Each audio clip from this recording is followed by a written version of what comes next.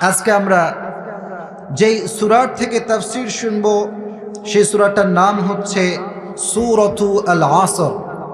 সূরাটার নাম কি? বাহ, তো ভালো অ্যাক্টিভ মাশাআল্লাহ। সূরাটার নাম কি? আল-আসর। এই সূরাটার আয়াত সংখ্যা হচ্ছে ৩। কোরআনের সংখ্যা অনুযায়ী এই সূরাটা হচ্ছে ১০৩ নম্বর সূরা। এটা কয় নম্বর সূরা?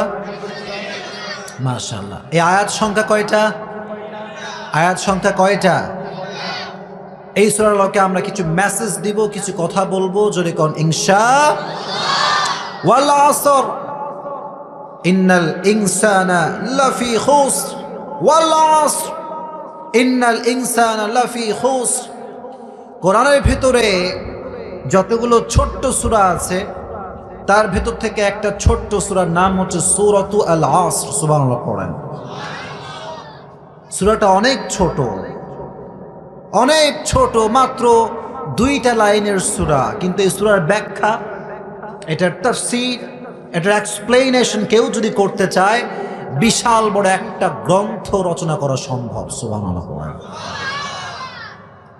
তার মানে এটার সিগনিফিকেন্স, এটার মাহাত্ম্য, এটার তাফসীর কম না বেশি? যদি কম না বেশি? ইমাম শাফিঈ রাহমাতুল্লাহি আলাইহি বলেছেন, কেউ যদি সূরা আল আসর নিয়ে চিন্তা করে, কেউ যদি মাথা খাটায় সূরা আসরে কি রয়েছে, তার এই ছোট্ট চিন্তা তার জন্য হেদায়েতের কারণ হয়ে যাবে। কোন সুবহানাল্লাহ। এত আস্তে পড়লেন, জোরে কোন সুবহানাল্লাহ।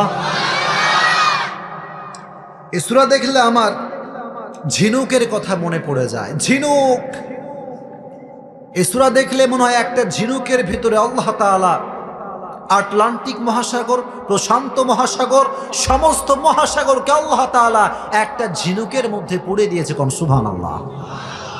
সূরাটা ছোট্ট, কিন্তু এর ব্যাখ্যা, এর মেসেজ, এর কথাগুলো এত বেশি দামি। আল্লাহ তাআলা বললেন, এই সূরা যদি কেউ মানতে পারে, আমল করতে পারে, তার জন্য জান্নাত সুনিশ্চিত হয়ে যাবে। কোন সুবহানাল্লাহ। ইমাম রাজি রহমতুল্লাহি আলাইহি তার কিতাবের মধ্যে উল্লেখ করেছেন, সূরা আসরটা হচ্ছে এমন একটা সূরা যে সূরার ভিতরে মেসেজ দেওয়া হয়েছে, হায়াতের মেসেজ।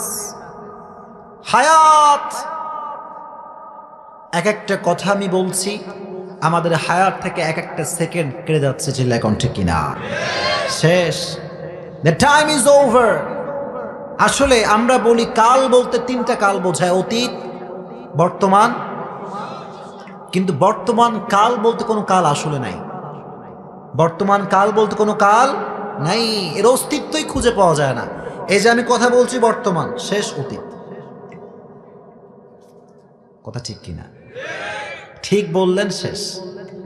এটা অতীত হয়ে গেল। তার মানে বর্তমান কালকে ধরা ইটস কোয়াইট ইম্পসিবল, এটা ধরাই যায় না। কথা কোন ঠিক কিনা? পারবেন না। বর্তমান কালকে আপনি ধরতে পারবেন না। এই যে আমি কথা বলছি, বর্তমান, শেষ, অতীত, আবার অতীত হয়ে গেল, ঠিক কিনা?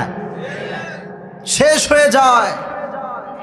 ইমাম রাজি রহমতুল্লাহি আলাইহি বললেন, একজন বিশাল বড় মুফাসসির সূরা আল আসরের তাফসীর খুঁজছে, কোথায় সূরা আল আসরের তাফসীর পাওয়া যায়। খুঁজতে খুঁজতে উনি বাজারের মধ্যে গেলেন। বাজারে গিয়ে দেখলেন আইসক্রিমওয়ালা ডাকছে। আইসক্রিমওয়ালা ডাকছে, বলছে, তার উপরে রহম করো যার পুঁজি গলে যায়, তার উপরে রহম করো যার পুঁজিটা গলে যাচ্ছে। মুফাসসির দৌড়ে গেলেন। দৌড়ে গিয়ে দেখলেন যে ডাকছে সে হচ্ছে আইসক্রিমওয়ালা। কিওয়ালা? আইসক্রিম খান না আপনারা কখনো? আইসক্রিম। উনি বললেন, কথাটা কি বলে? সে দেখতে পেল আইসক্রিমওয়ালা বলছে, তার উপরে রহম করো যার পুঁজি গলে যায়। তার মানে সে বোঝাচ্ছে, আমার আইসক্রিমের দাম ততক্ষণ পর্যন্ত আছে যতক্ষণ পর্যন্ত এটা বরফ জমা লেগে আছে, ঠিক কিনা? এটা গলে গেলে পৃথিবীর কেউ এই আইসক্রিম আর কিনতে চাইবে। উনি বললেন, এই একটা বাক্যের মাধ্যমে আমি সূরা আল আসরের তাফসীর খুঁজে পেয়ে গেছি। সুবহানাল্লাহ পড়েন। এর কারণটা হচ্ছে এই যে আমাদের হায়াত, আমাদের যে হায়াত, মুরব্বীরা ভালো করে শোনেন, হায়াত গলে যাচ্ছে। হায়াতটা সেকেন্ডে সেকেন্ডে কমে যাচ্ছে। উনি বললেন আইসক্রিম ওলার পুঁজি যেমন শুধুমাত্র বরফ, যতক্ষণ পর্যন্ত এটা জমে আছে ততক্ষণ পর্যন্ত এর দাম, এটা গলে গেলেই শেষ। এক্স্যাক্টলি মানুষের জীবন যতদিন আছে ততদিন মূল্য আছে, আর জীবন শেষ সবকিছু শেষ। চিল্লায় কোন ঠিক কিনা?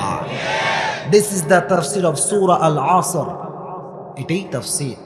হায়াত গলে যাওয়ার আগে হায়াতের সময়গুলোকে কাজে লাগাতে হবে। চিল্লায় কোন ঠিক কিনা?